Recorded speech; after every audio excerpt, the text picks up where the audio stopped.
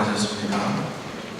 귀한 안식일에 하나님의 전에 나오신 모든 성도님들의 각 개인의 소원을 하나님께서 하나님 뜻 안에서 이루어 주시기를 간절히 바랍니다.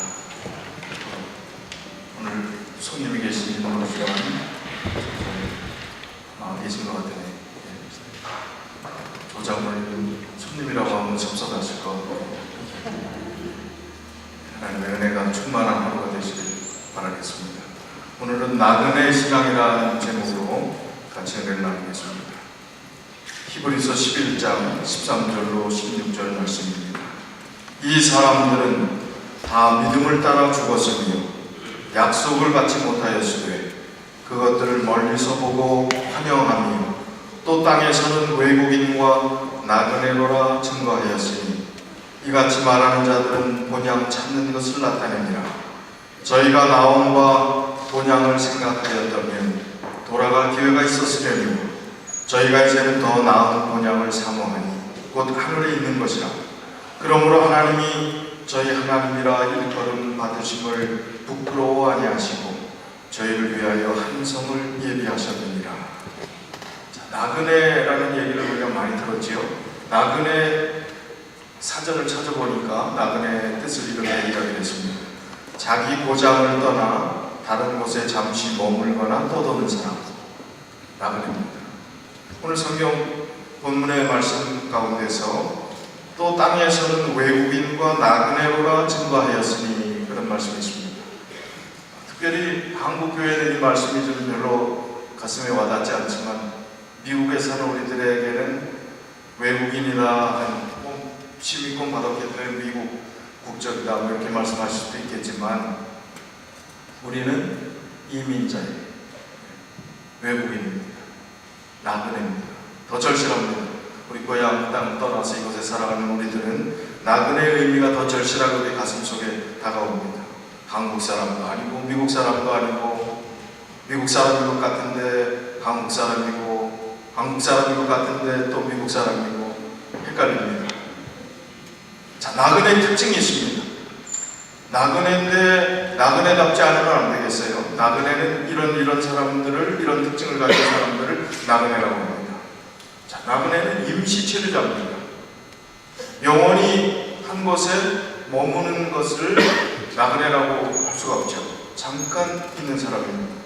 집 떠난 사람입니다. 그리고 지금 있는 곳에 계속 있을 사람이 또 떠날 사람이에요. 또 떠날 사람입니다. 짐을 몇 톤 트럭 가지고 옮겨 다니나 이사 갈 때마다 나그네가 간단한 꼭 필요한 개나리 못지 그야말로 그거 하나 달랑 메고 정처 없이 자기의 필요한 그런 여정을 떠나는 사람이 바로 나그네입니다. 늘 이 나그네는 그리워하는 것이 있습니다. 본가, 고향을 그리워하는 사람입니다. 결국은 원하는 대로 그렇게 되진 않지만 시리아민들이 고향을 사랑하는 그 마음 여러분 아시죠? 38선 가까운 임진각에서 설날 되면 거기서 제사를 드리고 뭐 하는 이런저런 뉴스를 여러분 보셨을 겁니다. 고향이 그리워서 얼마나 이 고향에 대한 이 애착이 많았으면 노래 가사 중에 고향이 그리워도 못 가는 신세 하면서 한많은 가슴의 애환을 그렇게 표현했겠습니다. 성경은 창세기부터 요한계시록까지 나그네의 역사들로 가득 차 있습니다. 먼저 아브라함 이야기부터 해보면 창세기 12장 1절에 여호와께서 아브라함에게 이르시되 너는 너의 고향과 친척과 아비의 집을 떠나 내가 내게 보여줄 땅으로 가라. 나그네 인생의 시작입니다. 아브라함은 부유하고 부자고 잘 살고 또 정착해서 뭐 가축대들도 많고 뭐 나그네라고 할 수 있는가. 고향 땅 떠나서 하나님께서 갈 바를 알지 못하고 어떻게 살아야 될지 알지 못하고 하나님의 명령에 따라 순종하며 유랑했던 삶이 아브라함의 삶이었습니다. 야곱은 어떻습니까?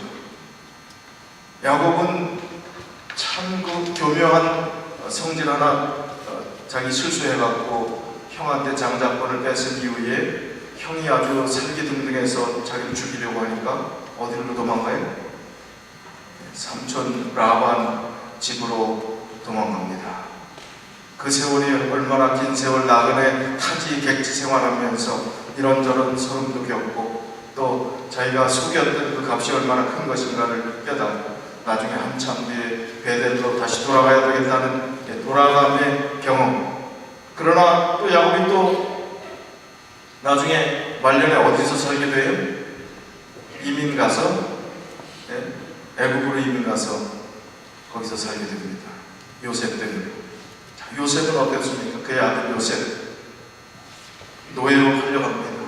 형들이 너무 시기줄투해가고 애굽에서 살아요. 타지에서 삽니다. 나그네 인생 정말 열심히 신실하게 하나님 열심히 믿고 그 어린 나이에도 하나님께 충성을 다했던 그 마음으로 살았던 이 요셉이 감옥에 갑니다. 누명을 쓰고 억울하게. 요셉의 이 나그네의 삶은 한편의 드라마로 이야기를 한다 해도 과언이 아닐 정도로 파란만장한 나그네의 삶을 살았습니다. 이스라엘 백성들은 어떻습니까?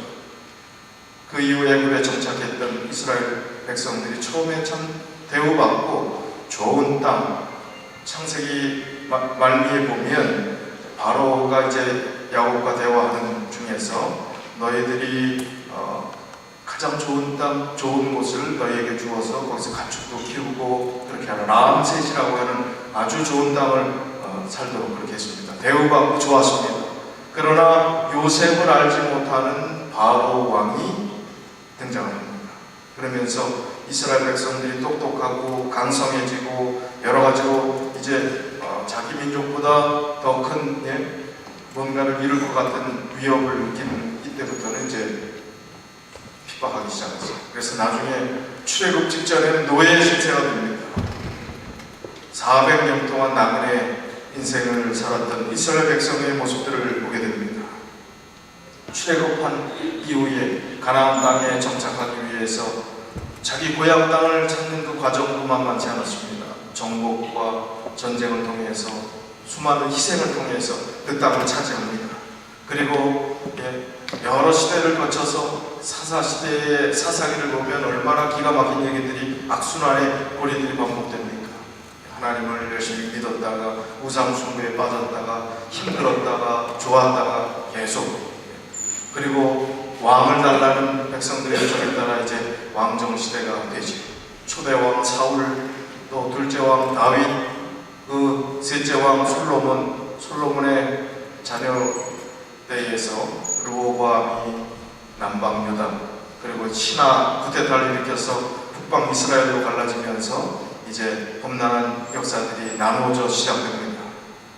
평생 갈 것 같았던 그런 이스라엘이 이제 북방 이스라엘이 먼저 망하게 됩니다. 아수르에 의해서.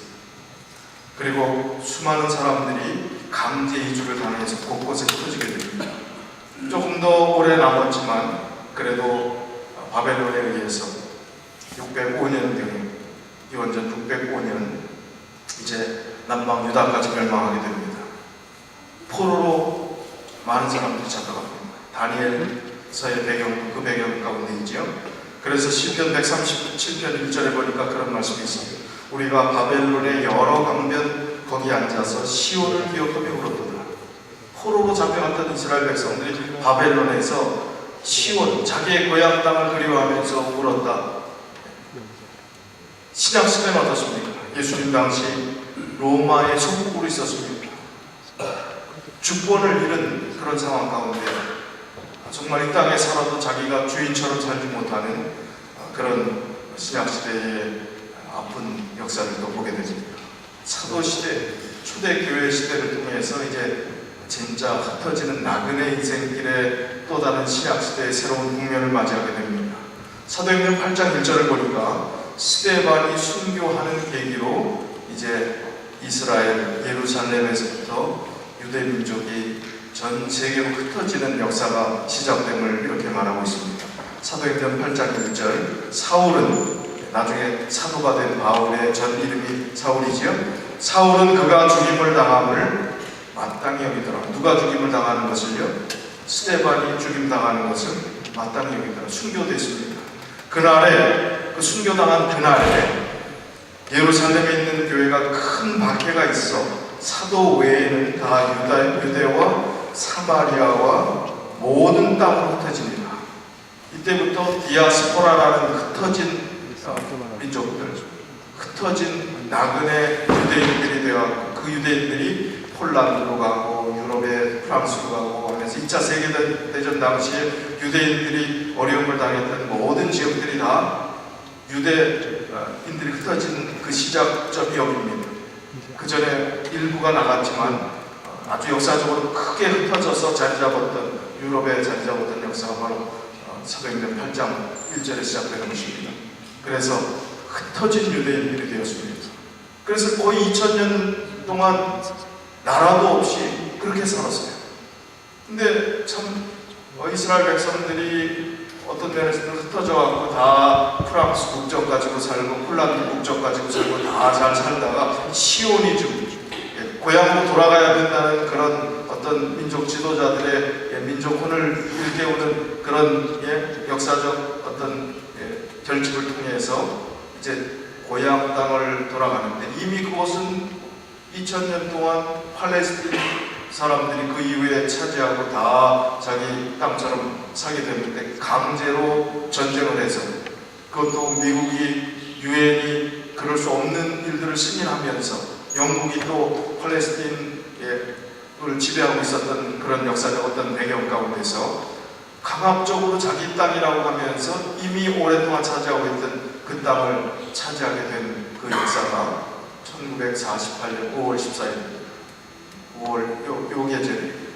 근데 이스라엘 백성들은 그 땅을 차지해서 자기가 원래 땅이라고 주장을 하지만 그곳에 이미 자리 잡고 있던 팔레스틴 사람들은 하루아침에 땅을 뺏기게 됩니다.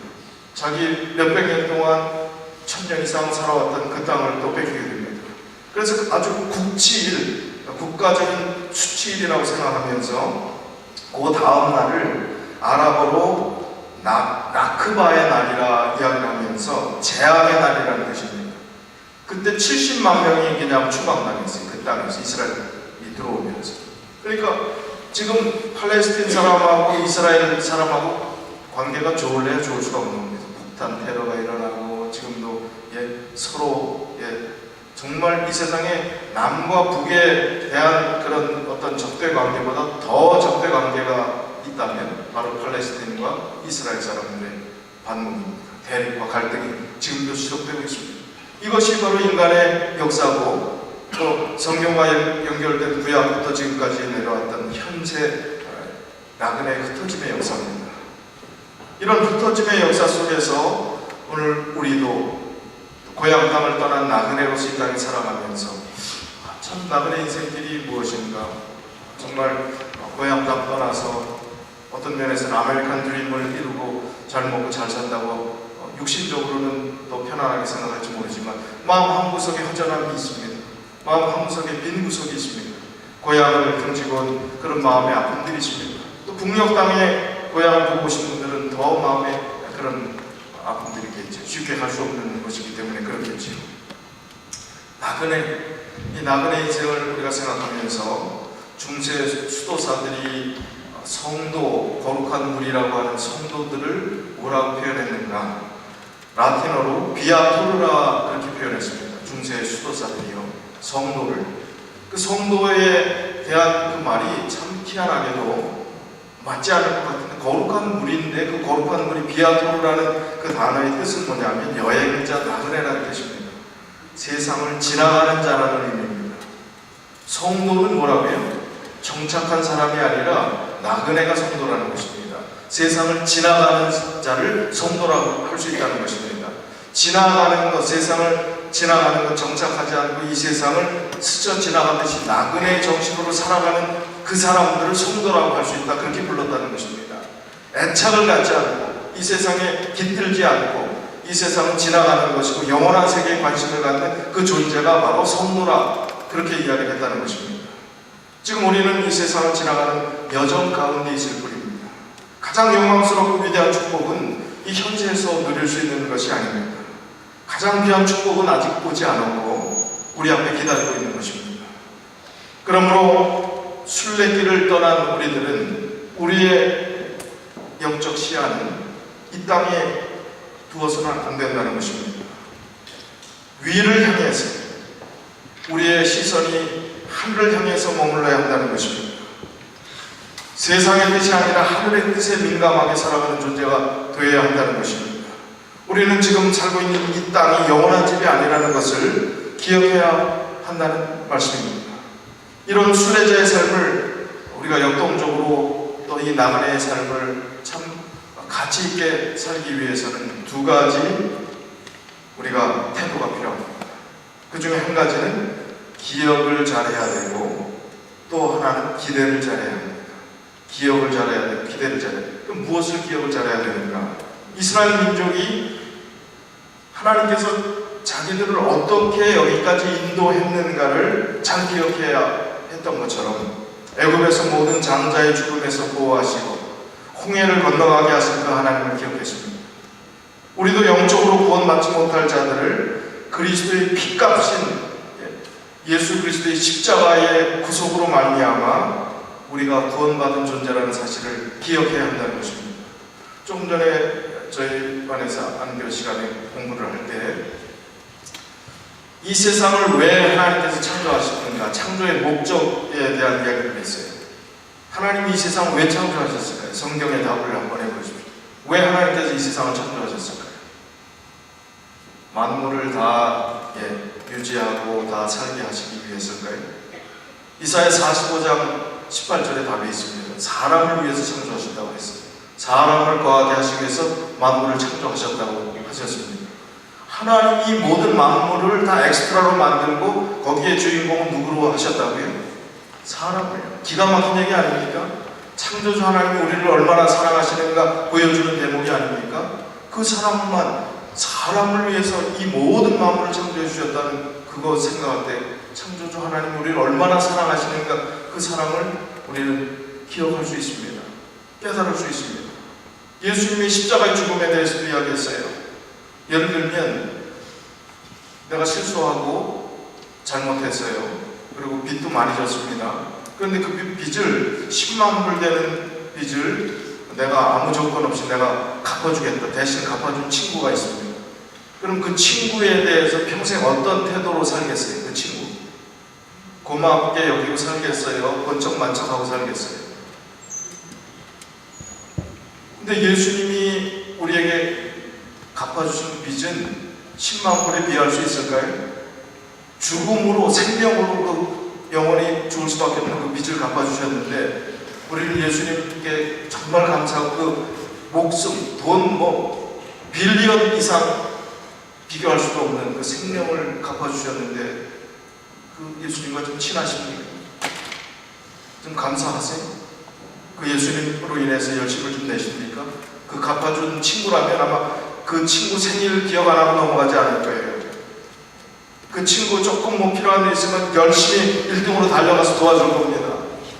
근데 예수님은 죽음의 값을 치러주셨는데 우리가 예수님의 열심히 하는 그것을 보면 참 우리가 너무 부족하다 하는 생각을 갖지 않습니까? 예수님이 치러주신 그 값을 생각하면 우리가 지금 하는 것에 100배, 1000배, 10,000배 이상 열심히 해도 이것은 갚을 길이 없는 그것인데 주님의 사랑이 그렇게 크시다는 것입니다. 주님께서 우리를 인도하신 이스라엘 백성들이 그렇게 가졌던 그 구원의 축복들을 기억해야 된다는 것입니다. 그 다음에는 기대를 잘하는 것입니다. 이스라엘 백성들이 가나안을 향한 기대를 가졌듯이 하나님께서 우리에게 예비된 나라를 상속하라 하고 약속하신 그 하늘나라를 기대하는 마음을 가지고 재림을 소망하는 기대감을 가지고 살아야 된다는 것입니다. 그것이 나그네들이 가져야 될 태도라는 것입니다. 기억하고 기대하는 것. 나그네 인생길이 참 고달픕니다. 잘된 사람이 있지만 이 세상 살아가는 자체가 아프고 고달립니다. 집안에 환자 없는 사람 없고 일찍 돌아가신 분, 이런저런 분, 삶과 죽음의 그런 이야기들이 우리 가운데서 면제된 사람은 아무도 없습니다. 죄된 세상에서 겪을 수밖에 없는 우리의 아픔들입니다. 야곱이 바로왕 앞에 섰습니다. 이제 요셉이 그 가족들을 애굽 땅에 초청해서 살게 됐을 때 야곱이 바로왕에게 축복을 합니다. 바로가 이제 창세기 47장 8절부터 10절까지 있는 말씀을 보니까 묻습니다. 바로가 야곱에게 묻되 내 연세가 얼마냐? 나이를 물었습니다. 야곱이 죽은 나이가 성경에 정확히 나오진 않습니다. 그러나 뭐 이렇게 저렇게 따져봐서 야곱의 나이는 147세에 죽었을 것이다 그렇게 생각을 합니다. 그런데 지금 여기 자기 나이를 이야기하니까 130세라고 했어요. 130세를 147세에 죽었으면 어떻게 보였을까요? 바로의 눈에는 아주 정정한 아주 멋진 흔칠한 그런 사람을 보였을까요? 참 초췌하고 고생하고 힘들고 정말 이제 많이 늙어 보이는 연약한 늙은이로 보였을까요? 후자입니다. 그렇게 보였어요. 자, 야곱이 이렇게 이야기합니다. 야곱이 바로에게 고하되 내 나그네 길의 세월이 130년이니이다. 나의 연세가 얼마 못되니. 이것도 연세가 얼마 못되는 거예요. 조상에 비하면, 아담에 비하면, 무드셀라에 비하면, 노아에 비하면 이건 연세도 아니라는 거죠. 우리 조상의 나그네 길의 세월에 미치지 못하나 어떤 세월을 보냈다고요? 험악한 세월을 보냈다. 야곱의 인생을 겪지 않은 사람은 아무도 없습니다. 이 안에 크고 작은 야곱의 험악한 세월을 보낸 사람들이 다 이 자리에 앉아 계신다고 생각합니다. 나그네 인생이란 참 이렇게 힘들고 고달픈 인생입니다. 그러니까 나그네는 지나가는 것이기 때문에 이것이 영원한 것이 아니기 때문에 그 아픔과 고달픔도 지나가는 것입니다. 영원한 것이 아닙니다. 지나가는 것에 관심을 두고 거기에 모든 걸 올인하고 집중하는 그 바보가 어디 있어요? 더 중요한 지금 지나가야 되는, 예를 들면 내가 지금 택시를 탔습니다. 잠깐 목적지까지 지나가는 과정 중에서 이 택시 좋은데 내 집에 있는 우리 집 가보를 여기다 장식해야 되겠다고 1억 원 정도 되는 그런 좋은 그림이 있어요. 택시에다가 다 붙여놓겠어요? 비행기를 타는데 이야, 이 비행기 지금 타고 난 목적지까지 가는 과정 중인데 침대도 들여놓고 거기다 가구도 들여놓고 비행기 좋은데 그리고 거기서 다 투자를 하겠습니까? 이런 바보 멍청이가 어디 있습니까? 이 세상 살아가는 삶은 나그네 인생이고 고통스럽고 좁고 아무리 행복해나 할지라도 지금 지나가는 과정 중에 있는 것이 성도라는 것입니다. 성도라는 개념이라는 것입니다. 그래서 나그네 정신으로 나그네 신앙으로 살지 않으면 우리가 중요한 것을 놓칠 수 있기 때문에 성경은 계속해서 나그네 외국인 이방인 하면서 우리의 가야 될 고향은 하늘나라이면 거기에 초점을 맞추고 살아야 됨을, 이 땅에 너무 욕심부리지 말고 살아야 됨을 계속해서 강조하는 것입니다. 이 지구는 하나의 거대한 여관입니다. 그 집의 주인은 하나님이십니다. 우리는 그 집에 잠시 묵고 지나가는 나그네입니다. 그리고 우리의 연수는 그 집의 전세 기한과 같이 수명이 정해져 있습니다.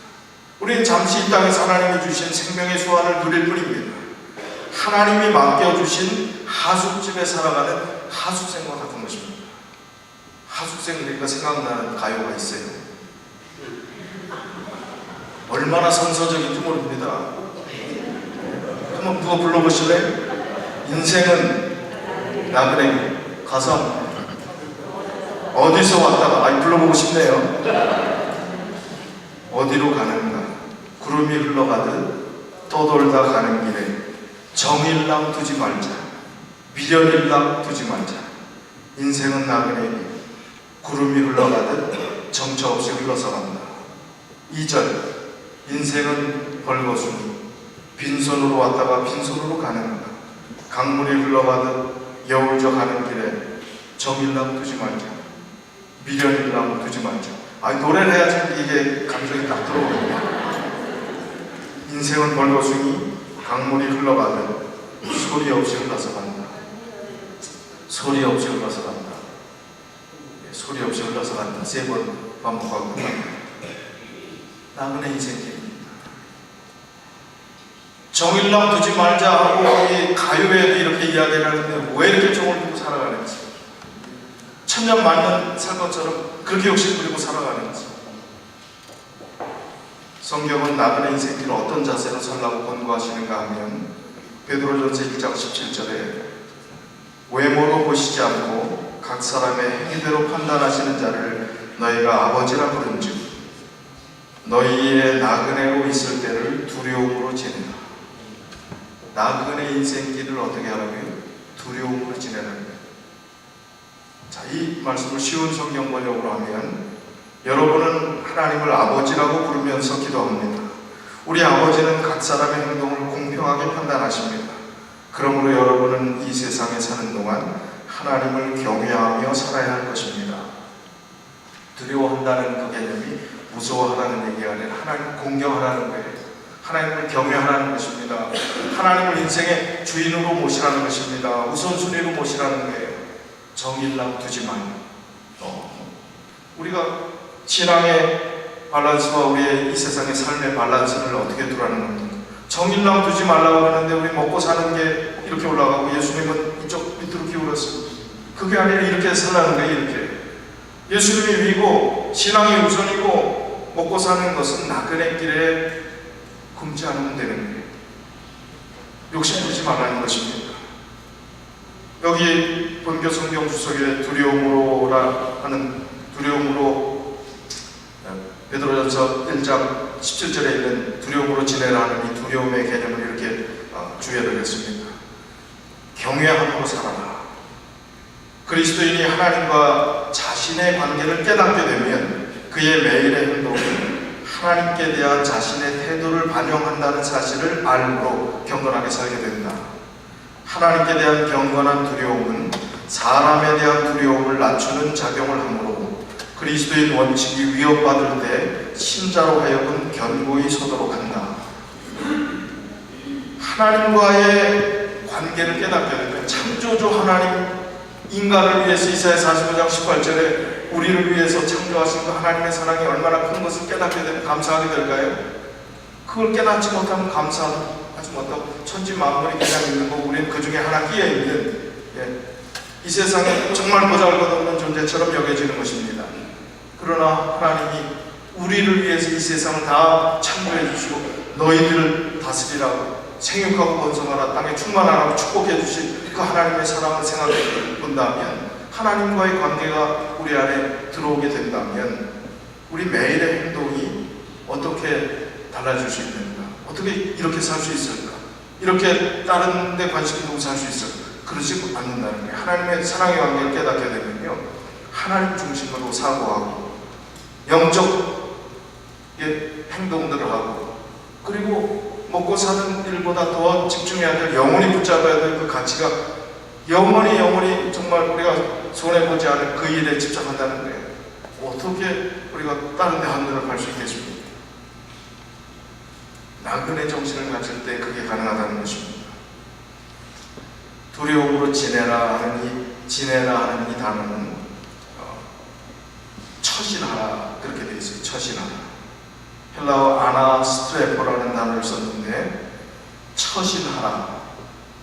처신이라는 얘기가 그렇게 꼭 긍정적인 것처럼 하지 말고 이렇게 좀 이렇게 처신하고 뭔가 눈치 보고 이렇게 하는 것처럼 보이지만 처신이라는 원뜻은 좋은 의미입니다. 그리고 반듯하게 우리의 몸과 마음가짐을 하라 하는 그런 이야기입니다. 처신을 이 땅에서 어떻게 두려움으로 지내라. 하나님을 경외함을 가지고 그런 마음으로 처신하며 살라. 그런 얘기입니다.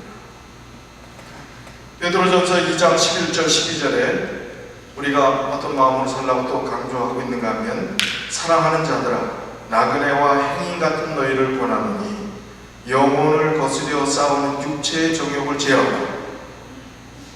너희가 이방인 중에서 행실을 선하게 가져 너희를 악행한다고 비방하는 자들로 하여금 너희 선한 일을 보고 권고하시는 날에 하나님께 영광을 돌리게 하려 합니다.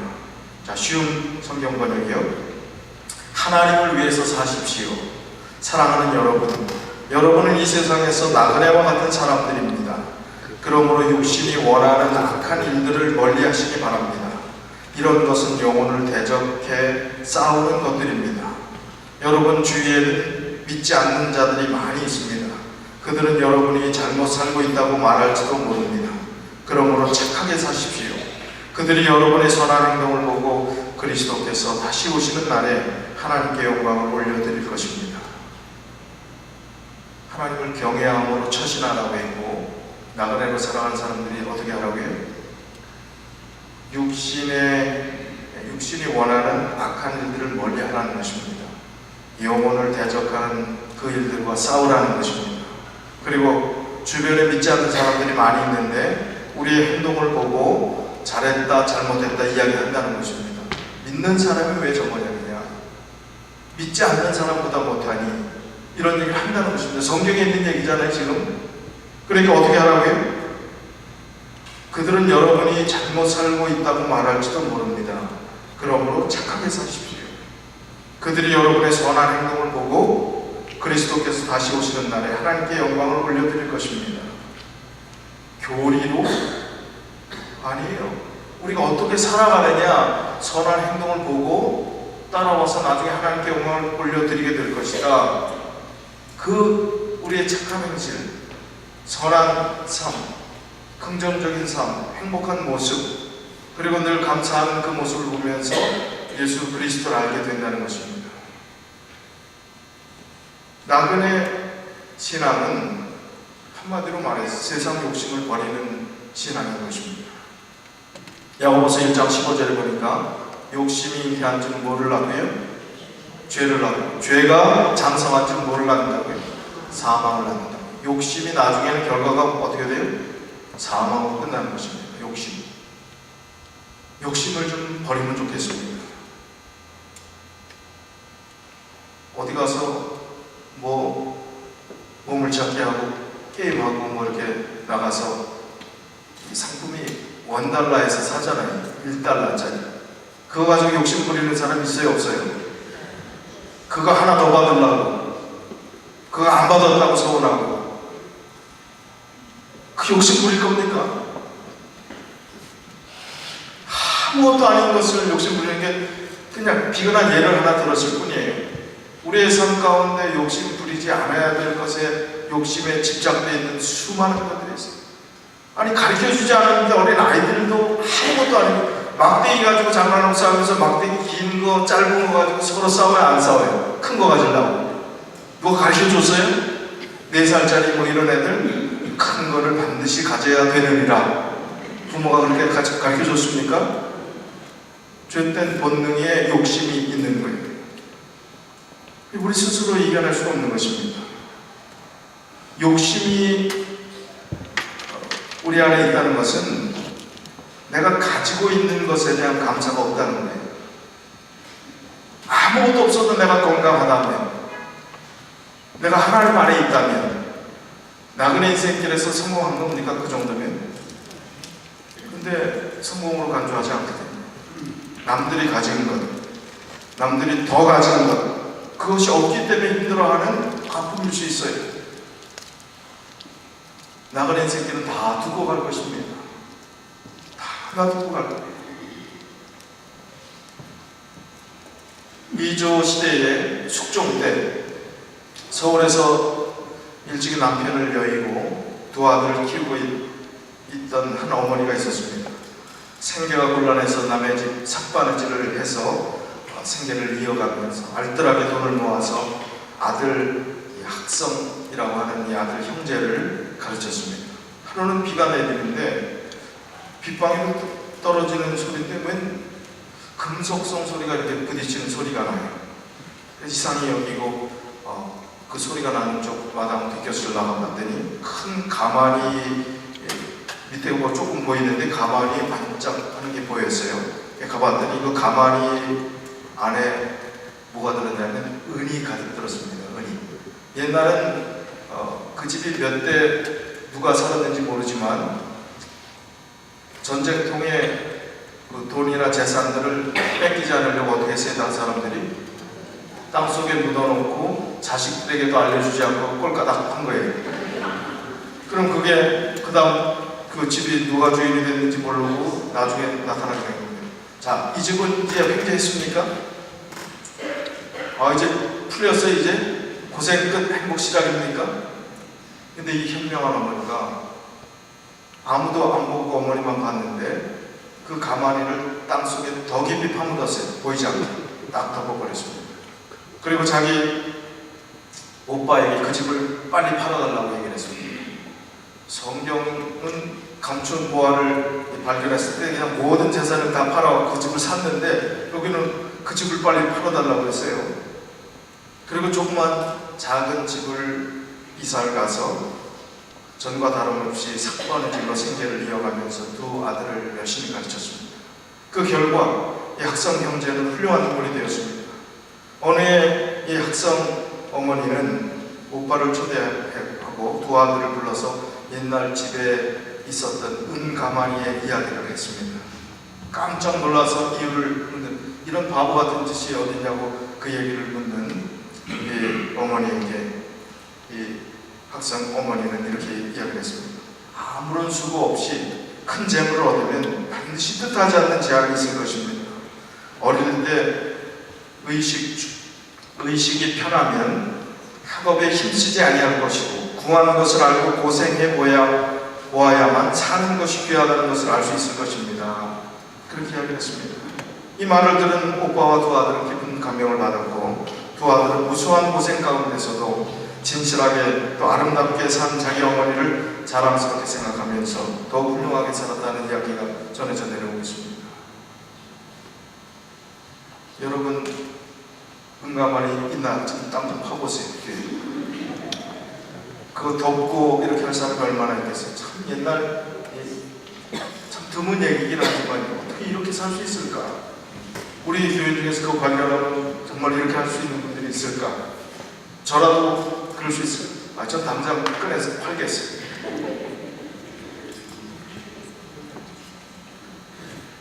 예수 그리스도께서는 이 땅에서 철저히 완벽히 나그네로서 사셨습니다. 사도행전 472쪽에 보니까 그분은 우리와 같은 육신이 되셨다.